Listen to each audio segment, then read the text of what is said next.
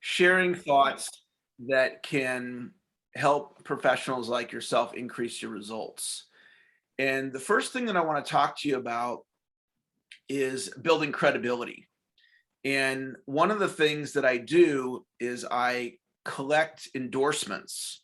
And so you may recognize some of the names on the page here. These are folks that have endorsed me: Brian Tracy, Tom Hopkins, Jay Abraham, Les Brown, who Jason just mentioned Les's quote of mine. And it's not like Brian Tracy called me up one day and said, "Hey, Eric, I heard about you. I want to endorse you." Right? I had to go and close that endorsement. And so you may have endorsements, and if you do, fantastic. There's an endorsement is different than a testimonial. Testimonial is a client who says great things about their experience with you, and those are great too. You want to collect testimonials, you want to create endorsements, and I decided to shoot for the stars and go after the biggest names in my industry. And I want to encourage you to consider this, because if you're able to secure endorsements, you can put them on your website, you can put them in your email marketing, you can include them in your sales presentation, and it really can add a lot of influence to the persuasiveness of your presentation. So the first tip for you guys is endorsements, and the second tip is to create content. And I'm a big book guy, so I've written 15 books, and one of the things about Amazon is any of us can write a book and publish it on Amazon. And so these are some of the books that I've written. And one of the things that I teach is writing a small little book like this one here. This one's called 21 Ways to Close More Sales Now. And I'm going to show you what one of my clients did. And if any of you have an interest in writing a book like this, I'd be happy to train any of you for free. I do well, I'll just show you this one here. This client here, she's a real estate agent. And so she wrote 21 Ways to Sell Your Home for the Highest Price. And I taught her how to do this. And so as a real estate agent, she might do an open house. So if you came to her open house, instead of her business card, giving you her business card, or in addition to giving you her business card, she could give you her book. And then the person might be like, "Wow, you're an author?" It's like, "Yeah, I wrote that book." And they would probably ask for an autograph. So if you think about doing business with somebody and you give them your book and they ask you for your autograph, the positioning on that's amazing, and they're never going to forget you. So the gentleman that does reverse mortgages, 21 benefits to a reverse mortgage. And now he's written the book on the topic. So again, if any of you are interested in that, I've helped a lot of clients write their books, and something I'd be happy to share with you. My book that I'm actually going to offer you guys for free is called Continuous Sales Improvement. It's not even been released yet. It's coming out in a couple of weeks. And it's my most important message that I love to share. And I've been studying ideas to get better, and I'm sure you guys do as well, since the late 1980s. And I've fallen in love with learning. And what I learned is that when you come to a meeting like this, you learn a little bit. And then you come to another meeting and you learn a little bit. You work with a coach and you learn a little bit. And you listen to a podcast and you learn a little bit. So the pattern of a breakthrough is we learn, and then we have a breakthrough. So today, as you're in this networking meeting, you might experience a breakthrough, or you learn. So you either learn or you experience a breakthrough. So I have chosen to just keep studying, keep learning, keep reading, keep listening to podcasts. And what I've found is it's a path to create predictable breakthroughs. So I've fallen in love with learning, and that's what my book's about. I'm going to give it to any of you that would like it for free at the end of my short little talk. We've been talking about referrals today, and you guys, because of the nature of this meeting, you know a lot about referrals. I look at it like this. I call it a POI. You might have a different name for it. POI is an acronym that stands for Person of Influence. And what I like to do is leverage networks. And so I'll look for somebody that has my target market, and then I'll look for them to promote me to that target market. And the way that I do it primarily is through email marketing. And what I look for is another person that has my target market that has an email list. And so a lot of times what I'll do is I'll go to them and I'll say, look, let's say they're a LinkedIn trainer. And I'll say, you do LinkedIn training, I do sales training. My people could benefit from your LinkedIn training. Your people could benefit from my sales training. Do you have an email list? And they might say, yeah, I've got a 8,000 person email list. I'm like, awesome. I have a 10,000 person email list. Would you like to do a cross promotion? And they might say, well, yeah, sure. So the way I would do it is I would have them promote a webinar to their 8,000 people. And then I would promote a webinar for them to my 10,000 people, and they would get the opt-ins. And then the flip side is I would get the opt-ins. And so I did this. I'm just going to take you into my my back office here and show you a deal that I did yesterday, where this guy out of Australia, he has one of these email lists.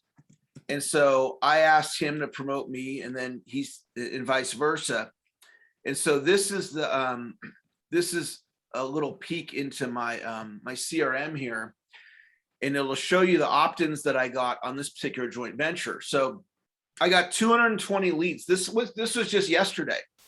So all these leads are now in my database that I can now market to, and I'm positioned as an authority because he promoted me to his email list as an authority. And so I think you guys all know the concept of leveraging networks, just me listening in on your conversation. I just have a little different angle on it where I'm trying to get those leads into my database, because if they're in my database, I can now market to those leads for life at zero cost.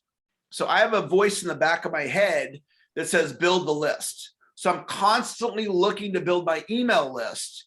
And it's just it's kind of a hybrid of what we've been talking about. You guys have been sharing. I want to share one or two more ideas, and then we'll wrap up my portion of the class. And that is on generating leads. One thing everyone obviously has heard of goal setting, but have you ever set lead generation goals? Maybe some of you have, maybe some of you haven't. So you might set a goal for the number of leads in your database, or the number of leads that you get from a joint venture, or the number of referrals that somebody would provide you over time. So I just want to plant that seed for you. And then to look for best practices of generating leads in your industry, but then also in other industries. And one of the things I learned from Jay Abraham, he's a marketing expert, is Jay says that sometimes you could find an idea that's as common as dirt in one industry, and then you bring it into your industry and it creates a breakthrough. And so maybe you don't do trade shows and somebody else does trade shows, and you model that strategy. Or maybe I'm talking about doing webinars and email marketing, and that's not common in auto sales, for example. And so you sell cars and you do webinars or email marketing, and you bring a concept that's new to auto sales, but it's not new to business. And so best practices, looking for best practices in other industries, and these little nuances sometimes create tremendous breakthroughs. And then the last idea I'll share with you guys is a marketing term called a lead magnet. And it's where you offer something for free in exchange for somebody's contact information. And that's a very common thing in the training industry, the industry that I'm in. And so as a real estate agent, for example, you might offer something for free of value on your website in exchange for the person's contact information. And lead magnet has been a really effective strategy for me to grow my database. So I wanted to offer something for free to you guys, and that is I did an ebook version. I think most people, well, not most people, a lot of people are listening to books as opposed to reading them. So I did this in an ebook, and if any of you would like a link to the ebook, my email address is on the screen there, and I'll put it in the chat, and there's my my cell phone. So you could email or text me and just mention that you're here in the class today. And then I will send you a link to my ebook that you can listen to on your smartphone or on your computer. And there's probably 100 unique sales ideas on that audio book if you're the kind of person that likes sales increasing ideas.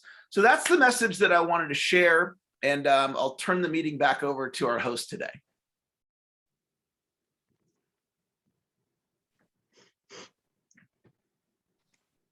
Tom, you're still on mute. You're muted. Well, some people might appreciate that. But anyway, if you have any questions, raise your hand and we'll pick you one at a time. Go ahead. I see a hand raised, Lisa. Mute. Yeah, you're on mute, Lisa. Microphone's off. Sorry, guys. I'm using a microphone these days. Do you commission the people that you do these partnerships with if their list purchases from you? And if so, what's a standard kind of percentage for that commission? Yeah, every deal is different, and it's whatever you negotiate. Some of you on the call, if you did a deal like this, you can't pay a commission based on compliance issues, but I don't face that. So my favorite way to do it is a reciprocal marketing and no rev share. So I promote them, they promote me, they keep what they sell, I keep what I sell. But the commissions could go up probably at the highest of 50%, where half the revenue would go to the lead provider. Wow. And it's whatever you negotiate. Okay. Thank you. You're welcome. And I think Ed has his hand up.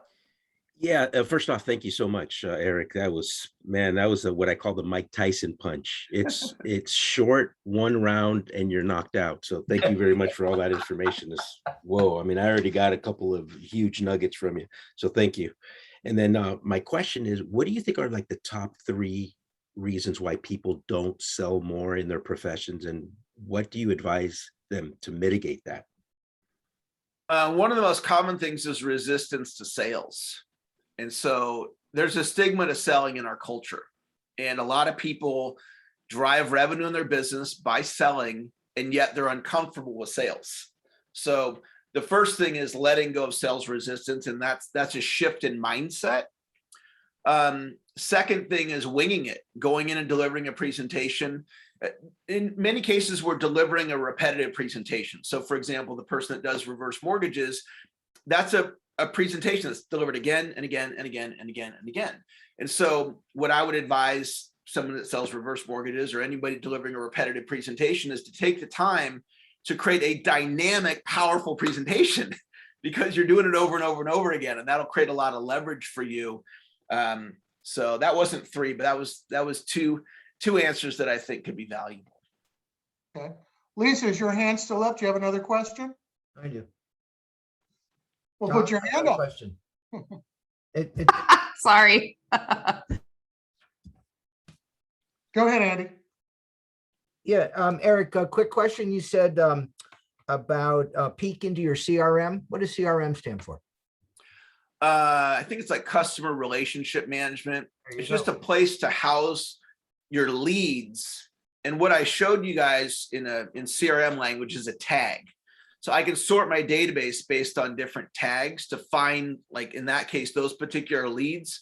And understanding, how to properly manage a database is a big opportunity for many people. And that database that I gave you guys a peek into, that's like the hub of my business.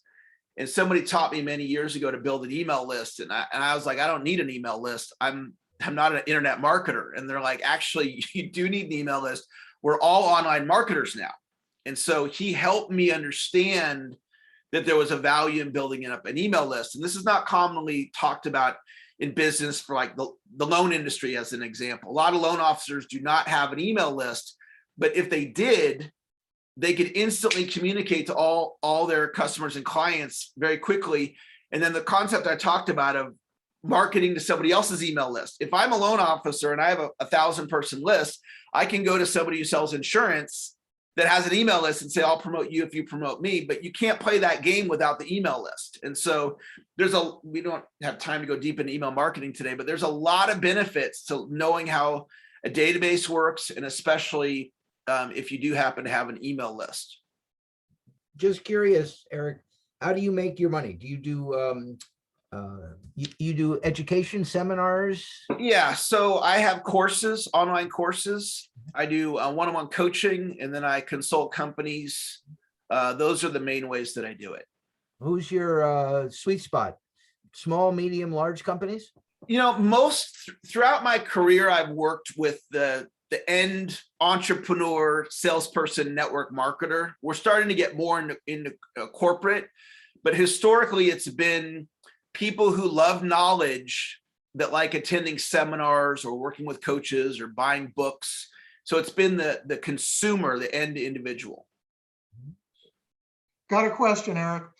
Now, these joint partnerships that you're talking about, is there a warm-up period with someone before you would approach them and ask them that? Or you just walk into a stranger who you just met but found out there was some commonality there? What's the Well, process? here's an extreme example of your question. So some of you know the name Russell Brunson, and he's the founder of ClickFunnels.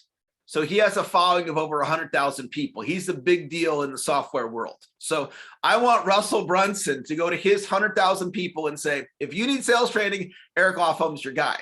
Well, I'm not just going to walk up to Russell and say, hey, promote me and we'll do a rev share, because he's going, I don't care. I'm worth 100 million bucks. I don't care about your rev share. So I'm using a software, and you can earn an award as a ClickFunnels user called the 2 Comma Club. And it means you ran $1 million in revenue using a software.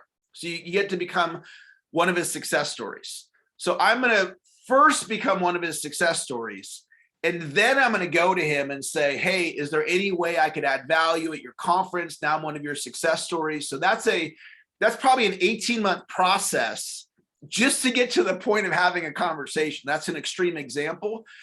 We have to really think through when we're approaching people that, you know, people like that, or just successful people in general, you know, what is our value proposition? So we're not just randomly contacting people and presenting to them. I would advise, if you're going to do joint ventures, to really be thoughtful and sincere about how you're going to approach them. The woman, I didn't write your name down, I think it was Gloria, that was wanting to get to LinkedIn, right? That's got to be really thoughtful. You're going to go after somebody like that, or Lisa was talking about Jeff Bezos. It's got to be very thoughtful in how you approach the person. And so that's my quick short answer for you. Okay, makes sense. Any other questions? I have one. Okay. I've always wanted to kind of hook in with Susie Orman, but she's untouchable kind of, unless somebody knows and you can get in the back way. Have you had luck, or know other people that have actually had luck breaking through to these Oprah type people?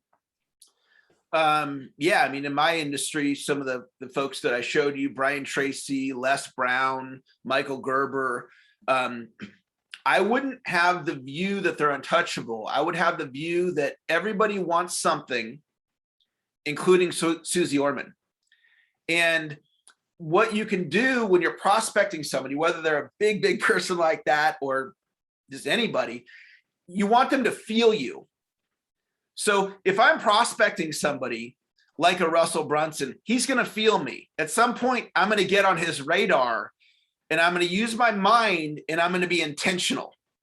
So if you're intentional on getting on Susie Orman's radar, and you start asking, like, who knows, who has a contact with Susie Orman, and you kind of like obsess about it. And I'm in my office right now, and I've got my whiteboard up here, and up on my whiteboard, it says Russell Brunson. And so I see that every single day. So my mindset would be, I will get to Susie Orman eventually. And just with this group right here, like, they could help you get there, but just know she wants something. Everybody wants something, and you just never know how you could add value to Susie Orman. I'll tell you just one very brief example.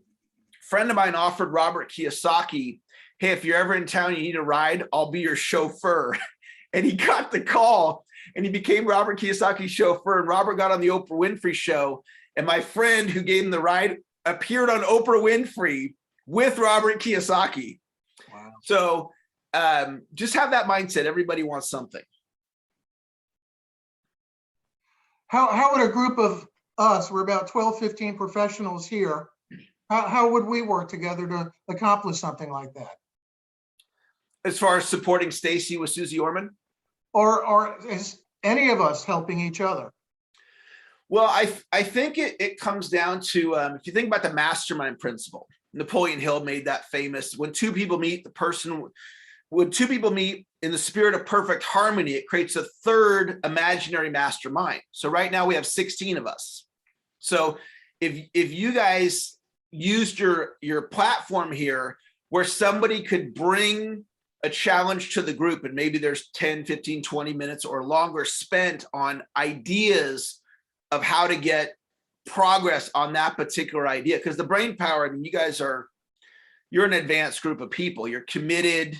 You guys are really serious about what you're doing. And so there's a lot of brain power right here. And it's guiding the brain power with the questions you ask. So saying, hey, I want to get to Susie Orman. Can I get 10 minutes at our meeting and have you guys support me with ideas? And then all of a sudden, boom, the idea comes up because there's, in the mastermind, there would be a 17th imaginary mastermind making all of us more intelligent. And we start kind of bouncing the ideas off of each other. And the next thing you know, Stacy comes up with the idea. Something as simple as finding out what her favorite chocolate is and FedExing it to her.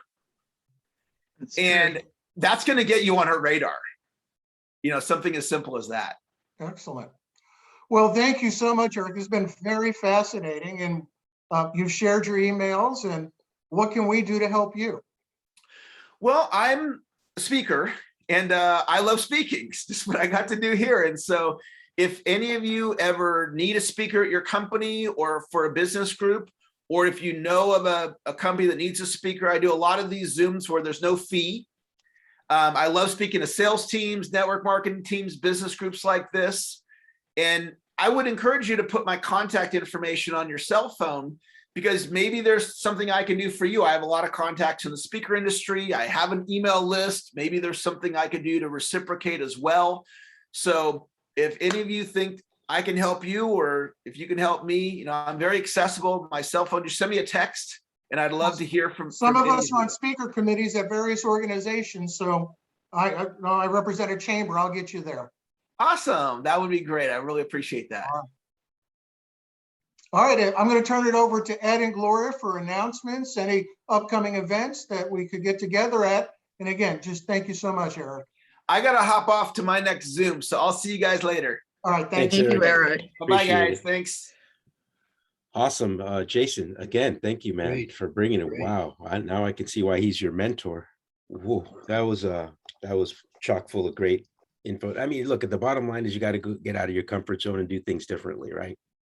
I love the whole mail the chocolate thing, things that you don't think of, get on people's radar, find out about them, things that they love, things that are heartfelt to them, areas that are triggers, and use that. Don't forget, December 2nd, mark your calendars. We're at Perry's for a Christmas dinner. Don't forget, guys, Perry's in Larkspur. What time is that? That's going to be at what, 6 o'clock? 6, yeah. Yeah, 6 And- o'clock. Craig will come pick you up since he lives right in the back of the restaurant. Oh, Lord. And then So- what is it? Ed, The Ed, can third I- Thursday of every month. Don't forget, it's at Rad House, the networking event with Andy. Yes, Gary. I wanted to publicly thank Lisa Taylor. We had a one-on-one a couple of weeks ago, Nice. and I got to explore ideas that she opened me up to on how to look at life in a different way, maybe have a little fun while you're doing business. And I just think that Lisa, you're really, really great. And I just think that your enthusiasm and just the everything that you shared with me, it gave me a different perspective. And I just wanted to thank you to everybody. That Lisa's really, really great. I second the motion. Aw, thank you so I- much. Can I I share with everyone that wants to stay what I shared with Gary? If you want to stay for this. So it's really simple. When you're planning your week, plan time for fun first. And the reason is all you Susan's a time expert. She probably lives by this, but then you know you're going to have fun. You have something to look forward to. You're not pushing the fun off to the side. So you're focused on your work. You have your golf outing planned. You have your dinner with your spouse and your kids planned, and it's there in the week. And so Gary was able to do that. Thanks, Gary, so much. If I can add on to that, you probably can't see this. Chapter 3 from a book from 16 years ago. Chapter 3, break a taboo, have fun at work. The chapter is specifically about gamifying whatever you're putting off, because you basically have something going on in your head saying, this isn't fun, or I'm not seeing the value. But if you can gamify it and turn it into something fun, as Mary Poppins did with cleaning up the playroom with a spoonful of sugar, helps the medicine go down. Once you've gamified it, it becomes like, how fast can I wash these dishes without breaking any? It's a game. And you get through Great it point. in no time flat, and it's a blast. And you And get to Su- enjoy your life. How about that, people? Yeah, Susan, What a concept. thanks for joining us today. What did you think about our meeting? Will we see you again? Hopefully. I just want to acknowledge Lisa, I believe we met a few years ago at a BNI function, Yes. or yeah, through BNI. So good to see you. Hi. Great And to Jim see Bennett. you. Yeah, Jim, nice to see you too. I used to see him regularly. And Tom, thank you for inviting me. And thank you for yeah, being I would be interested in coming again. Excellent. Excellent. Well, we are interested in seeing you again, for sure. Yay. And Happy Mark Friday, Porter, are you everyone. looking for a razor donation? What? I went to a awards conference down in San Diego 2 weeks ago, and I thought, well, why shave? You know, I'm just going to be on the phone probably the whole time. And November is also Movember, which is Men's Health Month, and that's got a lot of reasons for me to talk about Men's Health Month. We don't have time today, but definitely Movember is a big thing. Thanks. Nice. If I could interject here really quickly, going back to December 2nd, Lisa, if you could push out, if you've received information from people that are attending, if you could put their name and if they're bringing a guest, and then everyone that hasn't participated yet, please participate and let Lisa know that you are attending and if you plan to bring a guest. That's really important because we have to size this up with the restaurant. I want to follow up on a couple things. Knowing how to have fun and stay at work and so forth. I'm down about 60 miles north of Puerto Vallarta for a couple of weeks, and it works. And Ed Diaz, I want to thank you and pass on the fact that this week I had 2 referrals from Ed Diaz in the reverse mortgage industry. And my new name is, I'm the reverse mortgage guru. Thanks. I've been named by Ed as a guru. That's all. Awesome. Right on, buddy. Well deserved. And I would just want to say this, guys. Look, I actually do reverse mortgages, but here's the thing. I'm not a specialist. I'm not a guru. So I'm always about, and this really embodies this group. I don't come to this group to see what I get out of it. I come to this group to see what I can contribute to it. So I don't have to monetize everything. I'm better off by referring my reverse mortgages to Jim, because I know that they will be very well taken care of because he's a total expert at them. Even though I do them, I won't. I'll send all that business to you, Jim, because I know that you're the expert and you'll take care of my clients. So thank you. And Tom, there's a person that has joined us that didn't introduce themselves. If they could do that real quick before we close, that would be great. Excellent. Yes, please. BDD's iPhone, introduce yourself. Hey, how's it going, guys? I'm sorry I was in the ferry this morning. This is actually my second meeting that I attended. My name is Don Manuel. I'm the banking center manager at Comerica Bank. I got introduced to BNG by Rod Nafrata, who's a good friend of mine, also as a COI, or in the case of POI. We're in the similar fields. I'm in finance as well. I work in the financial district here in the Embarcadero Center. And what I mostly focus on in my niche is home equity lines of credit and small business lending. That's why Rod and I do a lot of business together, because he focuses on the higher mark businesses, and I can focus on the small businesses. And thank you guys again for the invite. Ed, And thank you for Donna, the I'm waiting to get our lunch date together. right. That's right. We got it. I think 5th, right? You, me, and Rod will get together. Yeah, Rod is tough to tie down though. He is. Trust me. Good Nice. morning. Thanks, Don. Nice Yeah, I to had a meet you. one-on-one with Don. He's his story is really, really awesome and compelling. So definitely, guys, get those one-on-ones done. Hey, Lisa, if you Yes. could chime in real quick and, because I know we're running about 5 minutes over, but I think this is really, really important. Chime in and say the importance of the list that you push out for the, the one-to-ones. And you can Sure. just expand on that really quickly, and then we can close.